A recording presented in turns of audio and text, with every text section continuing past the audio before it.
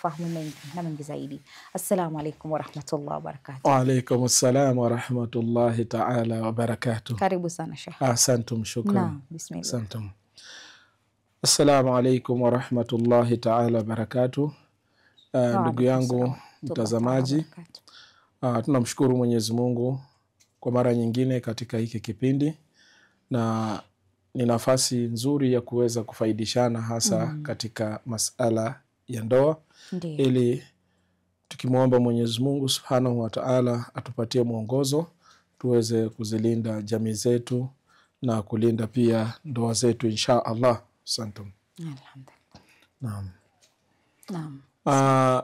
Swali ambalo liko mbele yetu ni kwamba jukumu la jamii katika kuilingania ndoa. Kwanza, kwa masikitiko makubwa sana, na hali zetu za ndoa zimezorota sana, sio katika jamii, sio hata baadhi ambao tunaweza fikiria ni wanadini, hata baadhi ambao wanajipa majina ya Kiislamu yamesababisha ndoa nyingi zimezorota. Na ukiangalia pia tena katika jamii zetu, vijana hawataki kuoa. Ukiangalia pia katika jamii, mabinti zetu hawataki kuolewa. Ndiyo. Wazazi wanaweza fikisha mahari kiasi kikubwa zaidi, na wakawahimiza mabinti zao waweze kutaja mahari ya namna hii. Jambo ambalo linafanya ndoa inakuwa ni gumu sana. Na pia kumbuka pia hali ambayo tunayeshuhudia katika mitandao sasa hivi, mitandao ambazo zimeingia katika jamii, zimewalea jamii, vijana wetu, na kuwaondoa na kuwaweka mbali kabisa kutokana na maisha ya ndoa. Kwa hivyo kwa ufupi tunaweza kusema kidogo hali yetu imerudi nyuma na imezorota katika ndoa. Sasa hivi maisha ambayo yako ni kati ya boyfriend na girlfriend, na wanaishi kwa muda mrefu bila kufunga ndoa. Si hata Waislamu, si Wakristo, ni hali ambayo imekuja kutokana na haya malezi pia tunapata kwenye mitandao, tunaona. Na imekuwa sasa hivi kuhimizana vitu kama hivi inakuwa ni jambo la busara, wanaona ni jambo la busara. Ile hali ni mambo ambayo yanaharibu jamii zetu, na inafanya maisha ya ndoa kuwa ni magumu, na pia inawafanya vijana wetu kukimbia katika maisha ya ndoa. Sasa hivi hakuna kitu cha aibu ambacho kinazungumziwa kama vile maisha ya ushirikiano kati ya kijana na msichana. Hata baadhi ya familia, unaweza kukuta baadhi ya familia wako wanafurahia sana wakisikia binti yao wako na boyfriend na wamekaa miaka kadhaa na kadhalika. Wengine wanapata hata ujauzito nje ya ndoa, na wengine pia unakuta kutokana na hali ya mitandao wanawachagua wanaume wasiofaa. Baadaye maisha yanakuwa ni yenye dhiki, maisha yanakuwa ni yenye kulete huzuni katika jamii. Wengi katika mabinti zetu wameingia katika hali hii na wameumia, na pia vijana wetu pia wameumia katika maisha haya. Sasa hii ni kwa sababu pia jamii imejitenga na jukumu lake la kuhimiza watu katika ndoa.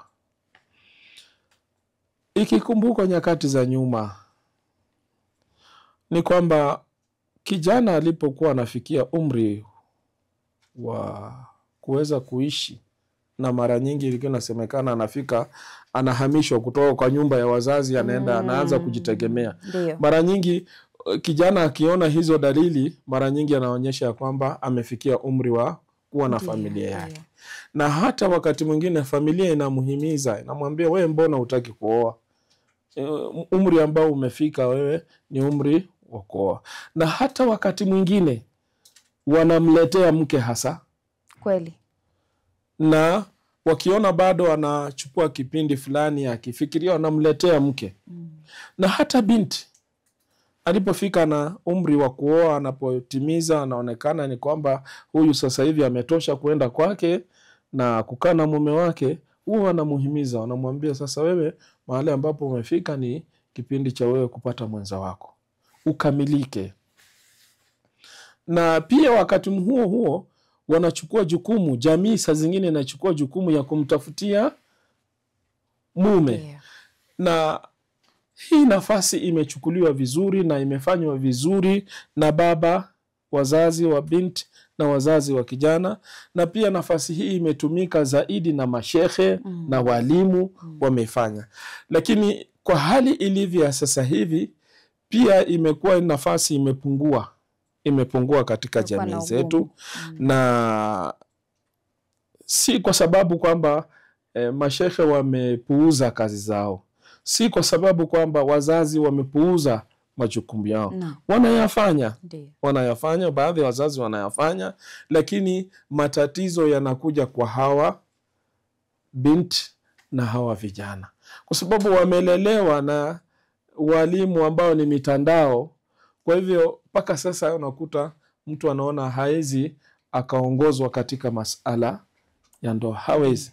Zamani ushauri tu ulikuwa na kutosha wewe kuona ya kwamba nina mapungufu, ili mimi kukamilika ni lazima ni mtafute mwenzangu. Sasa kufikia sasa jamii inahitaji kuamka tena na kuweza kuhimiza katika haya masala ya ndoa na kusisitiza katika ndoa. Waislamu pia tuamke. Vijana wetu tusiseme kwamba wamesalimika, vijana wetu pia wamezama, mabinti zetu pia wamezama, na hasa sisi pia tunafaa tusimame na tuweze kurejesha hali yetu na kuweza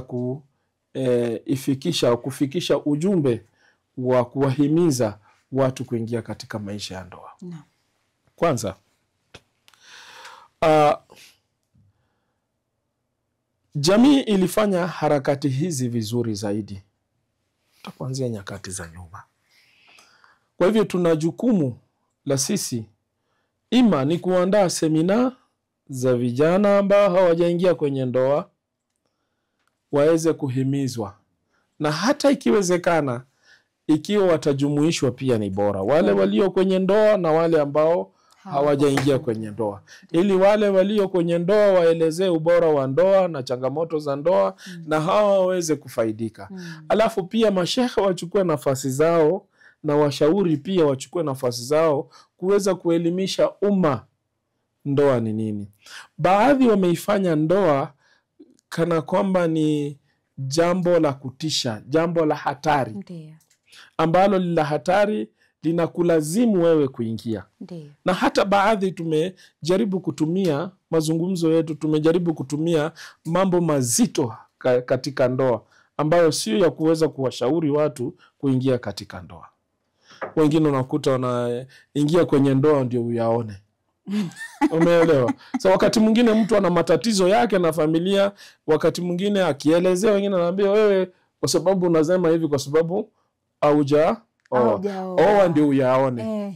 Sasa mtu anaona kumbe huko vile huyu anayapitia na ndio vile mimi nitayapitia. Ama wewe ambao tusema utakuwa umeisoma ile dini vizuri, alafu ukawa uko na ile ilmu ya kwamba ya ndoa, kwa sababu unajua kabisa ipo siku mimi nitaingia katika hii kitu. Misingi ya ndoa lazima niisome. Mimi binafsi ukisoma na ukijaribu kumshauri mtu labda unajua kabisa wewe umemshauri kwa uzuri, lakini atakuuliza wewe kwanza umeoa au umeolewa? Ni kweli. Umeoa au umeolewa? Alafu anakuambia kwamba kwanza ingia katika ndoa uyaone. Sasa hiyo utakuwa kama unamtia uoga yule mtu ndo asiingie, maana amekupa ushauri kulingana na dini. Umemtishia tayari kwa ndoa. Kwa hivyo sasa hawezi akaoa. Ndio. Na tunafaa kwanza tunyoshe mazungumzo yetu, na kwa sababu ndoa kulingana na Uislamu ni kitu cha furaha. Ndiyo. Si dhiki. Ndiyo. Na hata Mwenyezi Mungu Subhanahu wa Ta'ala mwenyewe ndani ya Qur'ani anaeleza hata mkiwa katika hali ya umaskini namna gani atawatajirisha. Sasa ukitaka kuwa tajiri, ingia kwenye ndoa. Sio ukitaka kupata maumivu, ingia kwenye ndoa. No. Unaona mambo kama haya. Sasa na ukitaka kupata furaha pia ya maisha ni uingie kwenye ndoa. Ndoa ni tamu. Ndoa ni nzuri. Ndoa ni kitu ambacho kinapendeza. Sio kitu ambacho kinaumiza. Sasa mara nyingi tumetumia mafunzo ya ukali kuwaondoa katika masala ya ndoa, wakaona kumbe mimi nikiingia kwenye ndoa nitapata dhiki. Ili hali utakuta zamani hata binti alikuwa akihimizwa, alikuwa akifunzwa ni namna gani ataweza kutunza mume wake na ndoa yake. Walikuwa akifunzwa hata wakiwa ndoa, wakiendelea kuwa wanajua kwamba mimi nikitoka hapa nahitajika kufanya hivi na hivi na hivi. Siku hizi hatufanyi hivyo. Hamna. Siku hizi ni kuwaelezea ukitaka shida ngoja uolewe. No.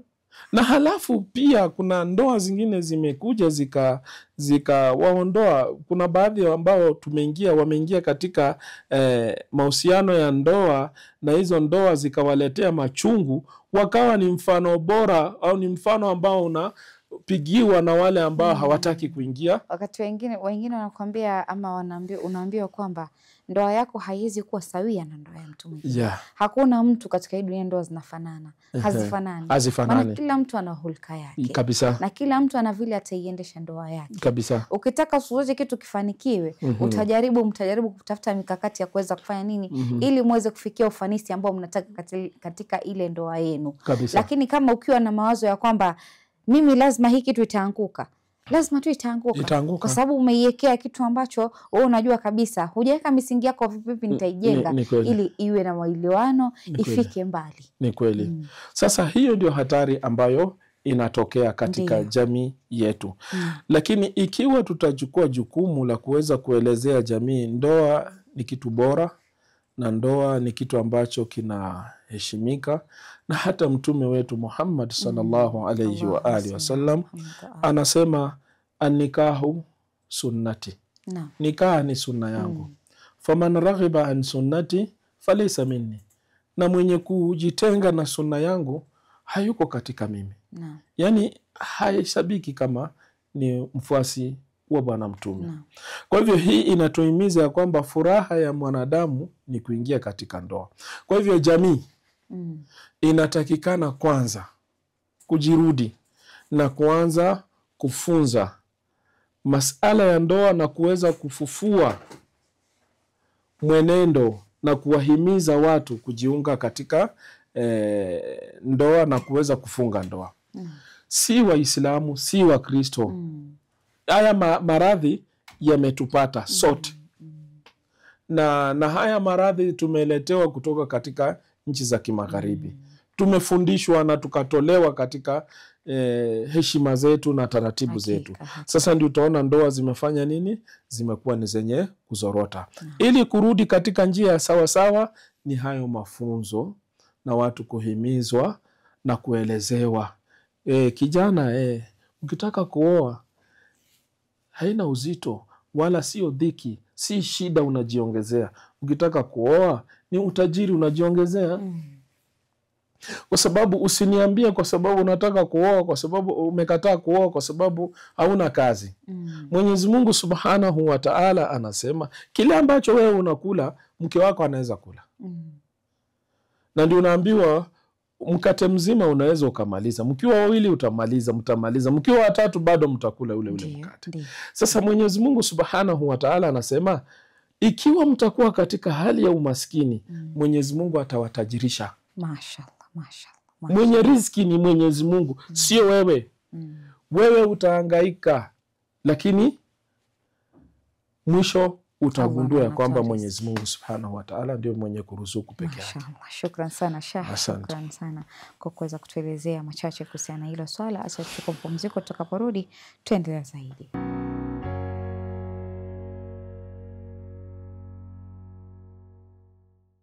La jamii katika kuilingania ndoa, na insha Allah tukizidi kuwa naye Sheikh tutaweza kufahamu mengi na mengi zaidi ambayo ameweza kutuandalia. Naam, karibu tena Sheikh.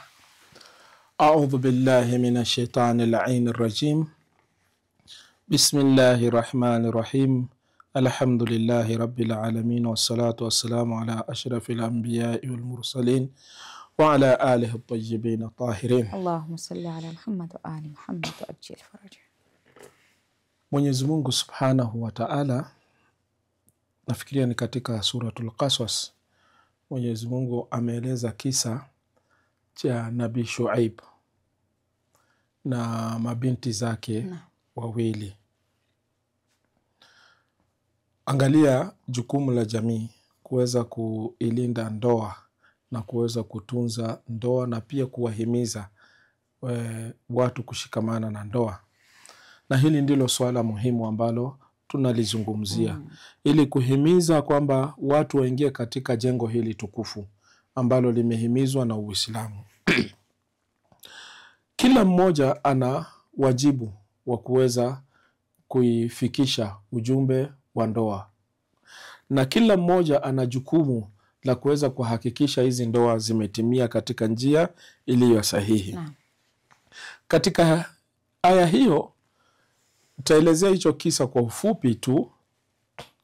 Wakati ambapo Nabii Musa alayhi salam aliyafanya kwa Farao na akakimbia. Alifika katika kisima kile cha Madian. Na alipofika pale alikuta mabinti wawili wa Nabii Shuaib. Na akawatekea maji kulingana na vile Qur'ani inavyoeleza. Mwisho akaenda akajituliza chini ya mti akimwomba Mwenyezi Mungu Subhanahu wa Ta'ala,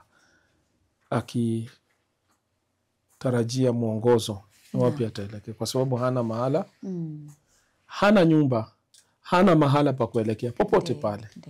Kwa hivyo wako katika hali ya umaskini.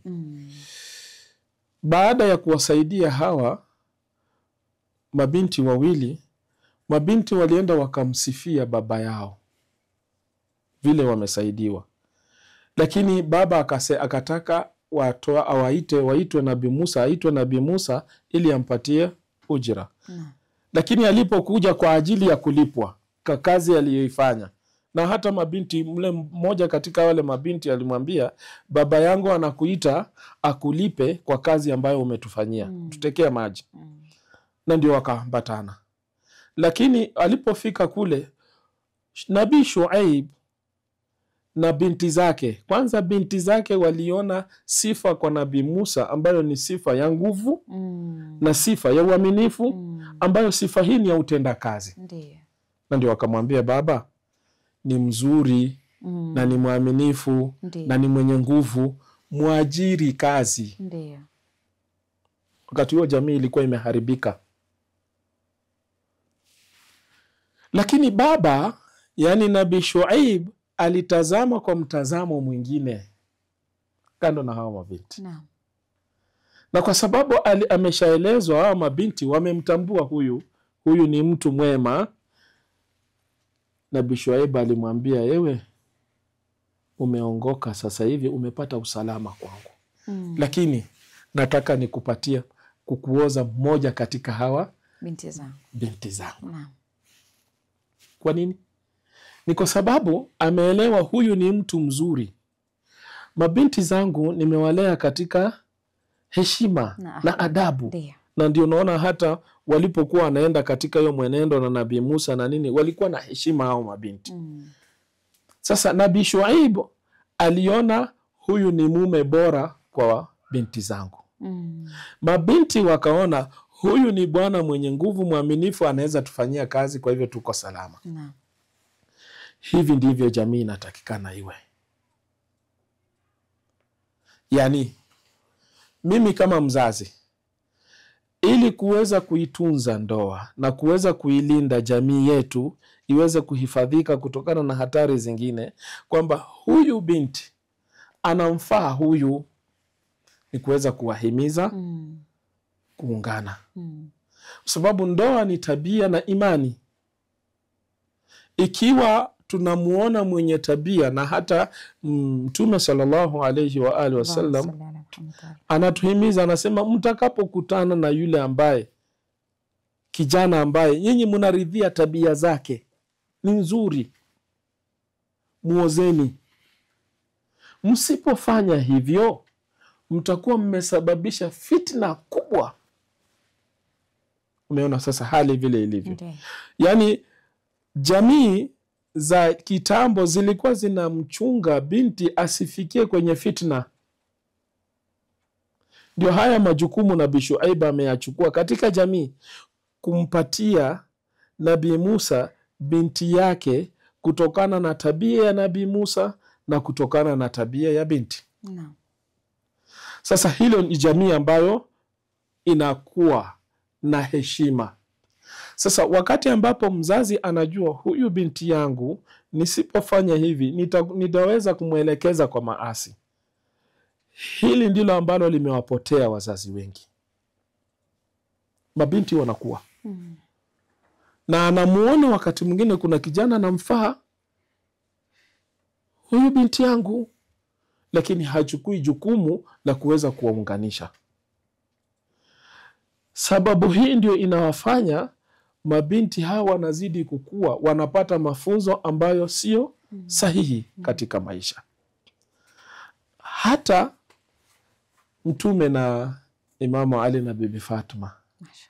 Napenda hivi visa sana za Ahlul Bait, sababu ni visa ukiviangalia, na ndio visa ambavyo viko katika umma wetu, na ndio sisi umma wa Bwana Mtume ni vizuri tuweze kuviiga. Ukiangalia mwenendo wa Imam Ali alayhi salam na Bibi Fatima Zahra, ukiangalia pia mwenendo wa Mtume Muhammad sallallahu alaihi wasallam na Bibi Khadija, yani utaangalia hawa watu ndoa zao zilikuwa vipi kabisa. Kwa sababu ukiangalia Bibi Fatima ndoa yake ilikuwa na neema na nuru. Ukiangalia ndoa ya Mtume ilikuwa vivyo hivyo kabisa, mpaka alipofariki Bibi Khadija ndo aliwaza tena kuwa mke mwingine. Ni kweli kabisa. Sasa mara nyingi katika jamii, ama lugha yetu ya vijana, lugha ya vijana vinama wanasema huyu binti ameiva. Yani akishaiva sasa ni upakuliwa. Sasa akifikia hicho kiwango cha kuiva ndio kiwango cha yeye kutoka na kupata mwenza wake. Bibi Fatuma pia alifikia kiwango cha kuiva. Na alipofikia kile kiwango, kwa sababu ya tabia, watu walimfuata, ingawaje wengine lengo lao halikuwa nzuri.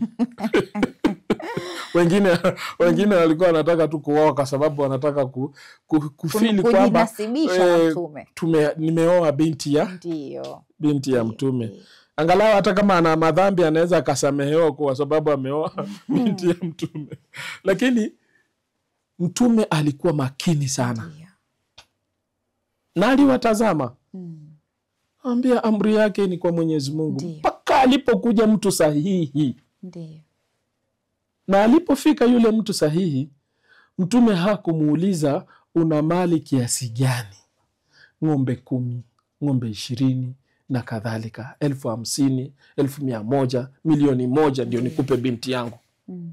Mtume alimuuliza una nini? Una nini? Ambayo ni swala gumu sana kwa baba kuuliza kijana anakuja kuposa. Kwa sababu saizi mahesabu yako unaandikiwa karatasi mpaka unasema sijui leso ya nani nene. Yani zimepangwa before ufike kwenye mahari umekwisha. Kijana anasema wacha niende nitarudi. Akienda ameenda kabisa. Na akienda na kwa sababu anamtaka binti, sema kiboko ya hawa tu mimi ni kumtia mimba. Watanipa bure.